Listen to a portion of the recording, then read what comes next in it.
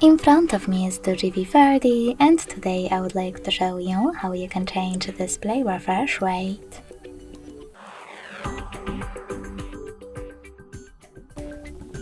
Begin by opening Settings and tapping on Display. Then hit Advanced at the bottom, scroll down just a bit and choose Screen Refresh Rate. Lastly, apply the best option for you by clicking on it and go back.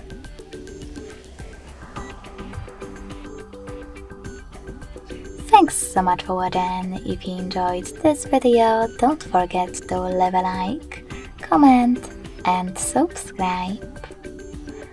Bye!